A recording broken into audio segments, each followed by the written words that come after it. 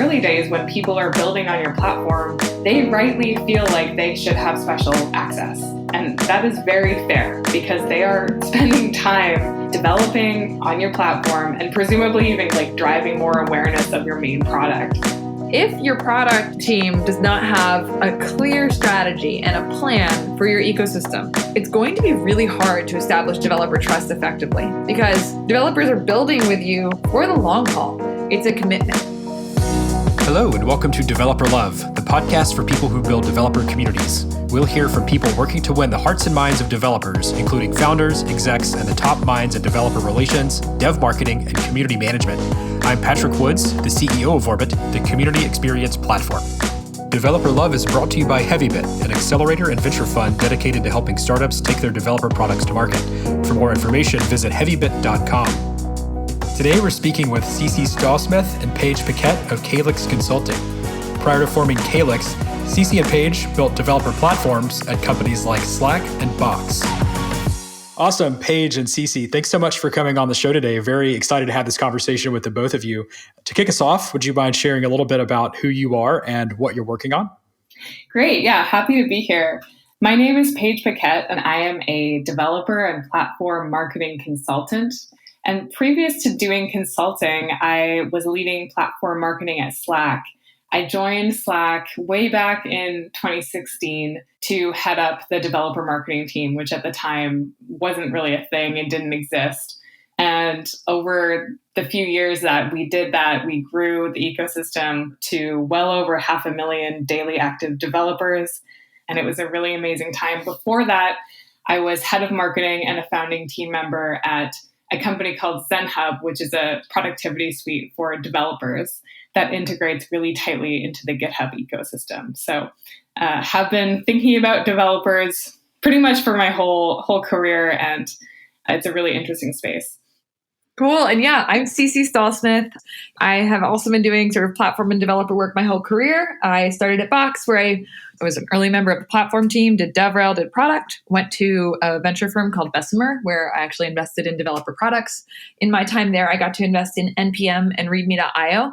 And then I went to Slack as the first platform marketer and got to grow and build that team and function out as a whole, which was super fun. So that included basically launching the platform within 3 months of starting, and then hiring on Paige to take on developer marketing, building out the partner marketing function, which was like bringing large partners to market like Google, Atlassian, and Salesforce. And then finally, I made it a big focus to have product marketing that was customer facing within the platform marketing team. Because when you're building out an ecosystem like Slack's, if you don't have customers actively aware of and adopting the partner and developer apps and integrations that are being built, your ecosystem is not going to succeed over time. And one of the things that I was really proud of in our time at Slack is that we saw really strong customer adoption of the apps and integrations that our developers and partners built, and that made the overall platform successful as a whole. And so Paige and I left, and we are now consulting because we found that there's just a ton of people who are building companies and are trying to figure out, we have APIs, we want people to build with them. Are we a full-on platform play? Should we be thinking about ourselves as a platform and building out a platform go-to-market strategy? Or should we be thinking of ourselves as like a product play with an API suite where we're going to have a couple of strategic partnerships that are going to add a lot of value to our company? So we work with the likes of Niantic and Twitter and a bunch of other companies that we can't list to help them build their developer platforms. Incredible. Thanks for the background there. So to kick us off, I think to pick up where Ceci left off there, we have a lot of founders in our audience, a lot of early stage companies, and they're going through the sort of framework of asking these questions you just teed up. Should they be product centric or platform centric? What tactical advice would you give folks in early stage companies as well as they assess and decide whether or not they should implement a platform strategy or not?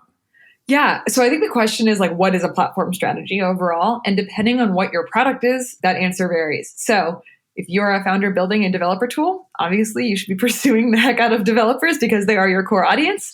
I don't know if I would call that necessarily a platform play. I think the word that tool or utility can seem undermining and seem like it's small, but I think we all agree that products like Stripe and Twilio are extremely powerful and amazing companies. And I would say that they are like utility APIs. They're adding core functionality to the products that their users are building.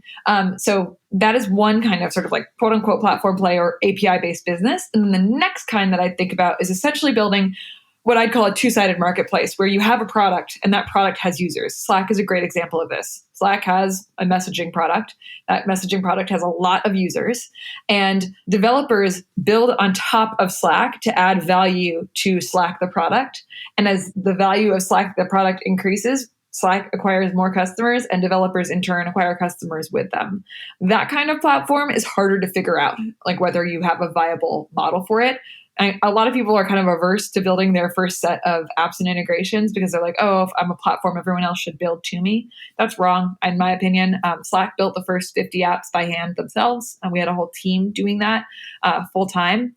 If you want to know whether you have product market fit or platform market fit, wink, wink, then build the first set of integrations. And if they are well adopted by your customers, then you got platform market fit, and you can start thinking about opening up your platform for developers and partners to build to you. So you've described the sort of platform ecosystem as a flywheel. And, one question I had was, what is step 0 for getting that flywheel spinning? But it sounds like you just answered that question for me preemptively. And it sounds like, building those first set of apps is really the great way to get the flywheel spinning. Yeah, I would add to that as well and echo what Ceci said. And just to sort of underline it, it's like with this type of platform, the platform that we're talking about where you are adding value to a core service, it really does come down to usage. So, people will ask, like, what are the tactics to get developers to be interested in your platform? And it's like, there's a lot of things you can do to seed interest, but people have limited time and a lot of competing priorities. And so to Ceci's point, if people are building stuff that's not getting used, and if you're not making a priority to drive adoption of the apps and utilities that developers build on your platform, they're not going to come back. They're going to churn. They're going to go to the next platform, because ultimately usage is like the number one key, I think, for continuing to drive a healthy flywheel. What would you say is the role of community in developing a healthy platform ecosystem?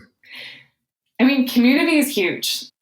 And I want to just back up and ask, so what are we talking about when we say community? Because communities can emerge organically without any sort of formal scaffolding, right? And so to bring it back to Slack, just because this is the most recent example, we had a developer community in that people were building Slack apps almost like from the moment that they could, right?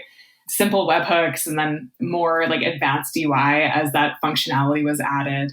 And they were talking about it online at places like Stack Overflow and Reddit. And so there was certainly a community, but eventually, we decided to launch a formal community, which was a set of programs, both in-person meetups and like online component, to essentially formalize the community that already existed. And I would really encourage people, if not to build their own community, to think about where the existing community lives and hangs out. In many cases, there are existing communities that exist, whether they're like Slack groups or online forums. And it can be really great when you're starting out to think about how to partner with those communities to reach into these audiences. I think community is so vital for any product, but particularly developer products, because word of mouth is so key. And community is one way to foster that word of mouth, right? It always comes back to like showing and not telling the value is something we talk about a lot as product marketers. And community is sort of like the strongest way that you can show the value rather than tell, because you're just going to see these organic connections pop up with people in the community sharing ideas, sharing solutions, showing off what they've built. And this is all sort of like better marketing than you could ever possibly do as a company. I agree with all that. I think I'm a little bit skeptical of the word platform sometimes, especially because of my days in venture capital when like every small startup I met with was saying, we're going to be the platform. And it'd be like, are you? I hope you will be, but not everyone can be. I think we also have a challenge right now with the word community. I think community is really, really hot right now. Everyone's excited about having the next community. And I think investors look at communities as these like significant moats for businesses, especially B2B businesses. And the problem is like developers and just humans have limited time, and we all can't be in all of the communities, period. That's just a fact. So when you're assessing whether community is a really good strategy for your team, here are a couple things that I like to think about. One, do you need to go try and build the community from scratch and host it on all of your own forums, etc.? Or are there pre-existing communities that you can actually like piggyback initially? And basically, again, like search for this is, I'm gonna like overuse this at like community market fit. Like, do you actually have a community that wants to hang out together and talk about your stuff? Or let's say like in the sort of low code, no code space, are these people hanging out in the Trailblazers Salesforce community? And should you go send some really great DevRel and create some like strategies to go work into the Salesforce community for the next 2 years? And then maybe your own community is going to really grow and thrive. And like doing what I just described will actually grow your business even more than just trying to make everyone come to your hub instead of going to other hubs. So I'd say figure out if you want to build your own or go to others. And then 2, I love what Paige said about like, you don't necessarily have to like set the whole car up to have community driving. People know how to hang out together on the internet. This is especially something that developers know how to do. So a lot of the success we saw in our community at Slack, we didn't do a lot of work for. We kind of had some DevRels, and I was in it too, and Paige was in it too. We'd like lurk at our community for a while. And then once we got to a certain level of scale, and also once the company was sort of big enough that we had to really be concerned about this, then we added some more scaffolding around what we were providing the community and how we were interacting with them more formally. But we sort of let it grow up organically. And I think you can feel when a community is organic versus when it's not. And so those tools, again, like let people have Slack team together. It's called a workspace now, but I miss the days when we called it team. Online forums are also great. You could literally just use Airtable to create an online forum for you. A good example of this is Airtable's own online forums. Check theirs out if you want like a really basic version of pre-seeded community. I should have a third example, but I only have 2. So 1, 2, boom. So thinking from the developer standpoint, developers are busy folks. There's high opportunity cost of adopting new tools and technologies for them. What are the characteristics of platforms that have driven developer adoption over the long term? What do you think what are they looking for as they're assessing whether or not to spend the time with the docs and, building a starter app, for example? Yeah, if y'all have seen, I did a talk at Heavybit a long time ago, and I have sort of a formula for this because when you're product marketing a platform, you need to be communicating the value of that platform.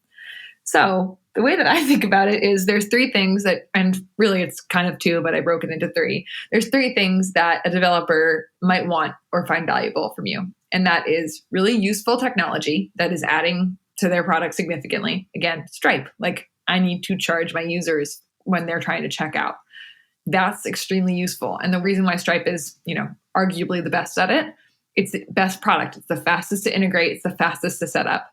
2, I can make a lot of money using this product. So if you have a way for developers to get rich, there's going to be lots of interest. And then 3, I can acquire lots of users by using this product or by building on this platform. And 2 and 3, in my opinion, are kind of the same. Usually it's going to be, I can acquire users from this product and that will allow me to grow revenue over time. So that's how I think about it. If you are building a 2-sided marketplace sort of platform that we were describing, that is what Slack offers, you really, again, like we were saying, need to focus on how are you making sure that at least some of your apps are seeing successful adoption from customers. And then if you're seeing a ton of success with that adoption, the next thing you think about is, are we going to start letting our users purchase these products through our platform? And are we going to set up a rev share for products? And this is, I see a lot of, especially B2B companies, feel hesitant on figuring that out. That is a challenge. Slack does not let people charge for apps through Slack's platform. It's a huge can of worms. And if you've read the news recently, you've seen how Epic is suing Apple for taking a cut of all in-product purchasing or in-app purchasing. And if we all think about it, of course Apple's taking a cut for all in-app purchases. That's how their platform is really viable and is so successful. On the flip side, when you're Epic, you say, hey, I'm driving so much value to your product, the iPhone or iOS. You should let me have more of the revenue that I'm making through your product with in-app purchases. So the rev share piece is really interesting and honestly something that Paige and I haven't had to work on directly. And I think we're looking to learn more about that as we are working with a bunch of different platform companies in parallel. Yeah. And I would add, Ceci, to your 3 pillars, I would actually add a 4th pillar, which is my plug not to sleep on this, which is the other value of platform can be customers integrating with it for their own use cases, right? Which is actually a huge opportunity. It doesn't have to do with the rev share angle or the challenges, but also the benefits of this public platform that Ceci was talking about, where you need to sort of make some apps successful and make sure that people know about them. So there's also a value of just letting your customers customize the product for yourself. So for Slack, this was customers building custom apps that were private for their own companies. There's all sorts of reasons why a customer might want to not use a public app and instead build something that is custom to their own needs, to their own security requirements, specifically built for their own use case. And certainly developers, we all know, they love to have things be just so for their own workflow, right? And that can actually be a huge driver of usage. And I think something that is less thought about and less talked about within companies is that internal opportunity, which is internal developers, not third-party developers trying to make money, but just customers who are trying to get more out of your product. I will strong plus on that. I think that, that is something we haven't talked about as publicly and is so big. If you look at the public number is 600,000, is it daily actives for Slack's developer ecosystem? That number is actually higher. We just haven't released public numbers in a while. A vast majority of those are customer developers who are building a custom app for their needs. And I think the other piece that you're going to get here, a great example of a company that has killed it with that model, is Salesforce. And I think Salesforce might be sort of one of the best examples of one of the original B2B platforms other than Microsoft in terms of success in the long term. And you see every single kind of product on them. You see the big partners, you see companies that grew up on them and went public like Viva. And then you see a ton of these internal developers, or they're not even really called developers. They're Salesforce operations specialists who customize Salesforce for their own company's needs. The thing that you really get out of that is way reduced churn. Because when a company has a full-time person worrying about the implementation of your software, it's really hard to rip that software out because that's that person's job and they're going to defend their job with everything. So if any other product comes in and says, hey, we're faster, we're easier, you don't even need a full-time person to service us. Guess who's going to be really threatened by that? The person whose full-time job it is to implement that product. And then second, on top of that, when you've customized a product in every single way, ripping it out is really hard because an out-of-the-box product is not going to do everything that the customized product does. So we talk with a lot of earlier stage companies sort of on an advisory basis. And there's often this question of when do I do all this platform work? And I have APIs, but they're not open. If you are documenting your APIs well and haven't fully opened them up, you should consider actually opening up your APIs for your customers alone, because it's going to make a really big difference for your sort of long-term success with your customers for both expansion and reducing churn. Yeah, strong +1 from the Orbit team on that. We actually opened our API from essentially day one. All of our early customers are very technical. And so we've seen the learnings that come from that and what people are doing, where they're going, how they're building Orbit into their workflows. I feel very positive about our choices now based on the guidance from two strategic thinkers like yourselves. That's awesome. Yeah. So I'm curious, what is the most common reason a platform strategy or rollout would fail? I have a couple quick thoughts. And it depends on the type of platform. Is going back to the beginning of what is platform can mean so many things. But I think a couple things are, one, you're not really going to drive usage. So you're thinking a lot about let's send swag to developers, but you don't have the usage to back it up, meaning it's hard for people to discover and adopt what developers are building. I think that's one thing. I think another thing is developer trust and not thinking enough about what you need to do to build the trust and then to keep it. Meaning things like asking developers to build in one way and then changing something and asking them to rebuild or to change something significantly. These small cuts can really add up. And it's really hard to regain developer trust because there's just so much competition. There's so much competition for people's time and attention. And so it's really, really critical to think about putting practices in place in your company, because once developers are building on your product, something that you may not think could impact them, i.e. like a UI change that somehow in some like circuitous way impacts what a developer has built. You might not kind of realize that might not even be part of your platform team, but that can really erode trust very quickly because all of a sudden it's like, hey, I built this thing on your platform and now it looks different and it's behaving differently because of what you did. And so it's just these easy mistakes that can be really, really hard to walk back from. I so agree on the developer trust piece. And I think we all like the flywheel concept for a two-sided marketplace platform where you're trying to help developers acquire your customers and help them acquire customers for you. For that one, if you don't have the usage, you're not going to succeed long-term. It can take a little while to fail on that front. Like you can kind of string it along with marketing gives and with money. That said, the developer trust piece is essential. Here's the hard thing. If you're building a platform like we're describing, this like two-sided one where you're helping developers acquire users, there is going to be inherent cannibalization of your ecosystem at different stages of growth. That is actually inevitable. Like, look at Twitter. We work with them and they're a fascinating platform. They probably have one of the most notorious developer screw-ups. They also still have plenty of developers who build on their platform. They messed up the trust thing. So like, how could they have done that better? I think one of the areas like you see challenge come up the most is going to be out of your product team. I think marketers, like the danger with marketing is marketers could promise the moon and then you never deliver it. But if the product's there, a marketer can be horrible or a marketer can be great. And like, it doesn't matter. The product's there and a developer can use it. Fantastic. If your product team does not have like a clear strategy and a plan for a while for your ecosystem, it's going to be really hard to establish developer trust effectively because developers are building with you for the long haul. Like this is not a casual little thing when you are either building a product on top of another product or using an API to like be a foundational part of your functionality. It's a commitment. Trust is required. So your internal product team needs to have a good sense of their audience, a good sense of why they're building. And you probably have to have thought through all the ways there where you're going to go step on your developers' toes and essentially message those early. I think it's okay to say like, hey, yeah, in a couple of years, we're probably going to go do this thing that you're doing. Like the flashlight app on iOS. That's a good example where when they added flashlight to like the core functionality of the OS, everyone was like, oh, they're killing the flashlight apps. And it's like, yeah, that happens. It sucks, but it's just the flashlight apps and everyone still builds on iOS. Like no one's like, oh no, they're going to get me. I'm a flashlight app. So I think that you have to see like cannibalization is part of it.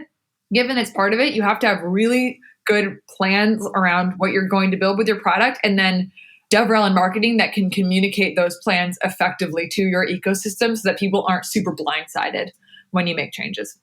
Yeah, I think that's a really good point. Like back in 2016, I think Slack might have been the first major company to roll out the public roadmap. And that was before my time, Ceci. I think that was maybe something that you did.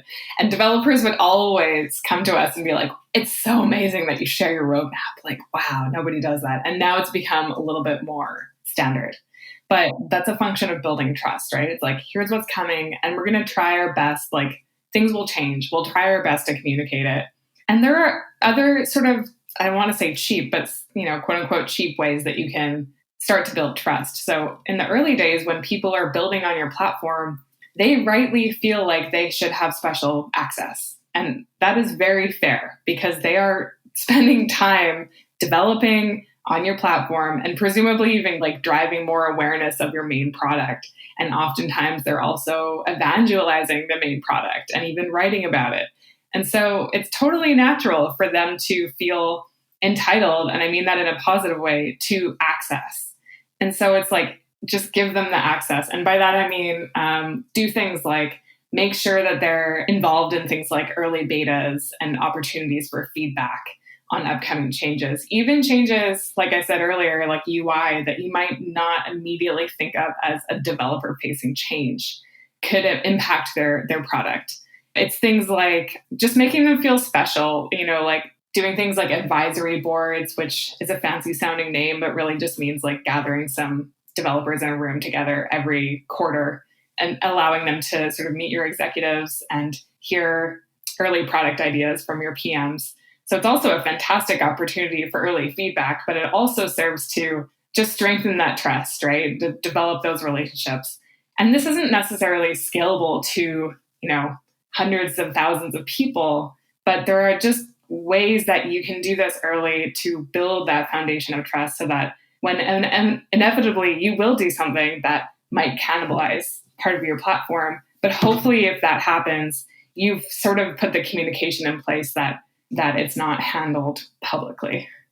So one question I ask every guest is, what's the secret to building things developers love? If I had to guess what your answer would be, I would say it's building developer trust. Would you agree with that, or is there more to add? I think you can't have a crappy API.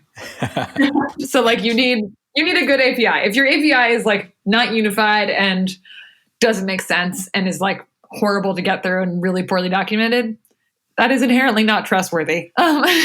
So trust comes after that. But I think if you get that in place, then building developer trust, yes. I would say that there is no secret. The secret is start by understanding your audience and then building something that they want. And oftentimes I would say you can't do that period without doing a lot of research and talking to your developers and actually sitting down and making time to have conversations with them and figuring out what their pain points are and how you can solve them. Yeah, big believers in doing unscalable things in order to scale. So I'm curious, we've talked a lot today about platforms and developers and go-to-markets and things like that. I'm curious, what keeps the two of you coming back to this space and to this problem and, to leave your jobs doing it to form a new business focused completely on this set of challenges? I like to describe it as I'm like this weird platform nerd. It was the first full-time job I had, and I think I just kind of fell in love with it. But when I really think about it, I think the reason I like this space so much is because there are so many audiences you have to deal with, and that makes the work interesting. I think I'd get really bored if I was product marketing or selling or building product for sort of one type of buyer all the time, my whole career. When you're dealing with an ecosystem, quote unquote, you have long tail developers, tinkerers, hobbyists. You have these really large partners who come from big companies that have big egos and have like a ton of skin in the game and are going to be sort of hard to negotiate and deal with. And then you have your core customers, and your core customers have a huge suite of needs. So having so many audiences, especially as a marketer, is fascinating. It like keeps the job fresh and interesting all the time because you're always having to sort of like switch your empathy to a new user. So I like the big set of audiences you have to deal with. And I think the other thing is when you really unlock a successful platform play, it causes like wildfire growth. It's so cool. And it also opens up the opportunity. When I was in venture, met with lots of different companies, and you say no to 98, 99% of them. But what's cool with a platform when it's a successful one is the answer is pretty much yes. Unless you're doing something malicious, yes, you can build on our platform. And it's pretty much up to you, the founder, the developer, whoever you are, to be successful. I'm going to give you as many tools as I can. It's a yes. Like I will give you all the access and marketing tools and access to our customers possible to help you succeed. And if you can build a product that people are going to love, you're going to rock. And like you can really build something on top of this. So I really loved switching from an industry where the answer was mostly no to an industry where it's yes. And if you can build something that finds product market fit, you're going to rock. Yeah, I think I just really like developers. I just like developers. So I come up through product marketing. So that's my bias. And, developers have such a low BS tolerance for lazy marketing and lazy strategy. And I think increasingly that's just people in general. It's not just developers, right? Developers might be more opinionated about it on the internet, but certainly most of us can tell when something's just lazy. It sounds inhuman. It sounds like you don't really understand me. You're not being a good host. You're not respecting my time. You know what I mean? So that's my ethos for my work. And I think that developers are just fun. Like it's an audience that you can be human with and talk directly with. And I also think it's really fun because there's so much demand for platform and developer experts. There's not, like, comparatively, it's a very small new group of us, right? And we all sort of know each other. And so it's fun because we're all sort of figuring this out. As you know, Patrick, you're one of the people figuring it out as we go along. Like, what does success look like? How do we measure success? What are the best practices? What are the industry benchmarks? Where in other adjacent industries might already be defined. We get to be the ones who are defining them, which is really fun. Well, you've both been very generous with your time today. If people wanted to learn more about what you're working on, where would you send them? Well, we have a website. It's Calyx, CALYX.consulting. But also just find us on Twitter. Hopefully we can somehow link that in the description. My handle is Paige Paquette. Just my name. Not super creative with that one. And I'm Ceci Stalls, but Ceci is CECI, which is inherently confusing. So see you on Twitter.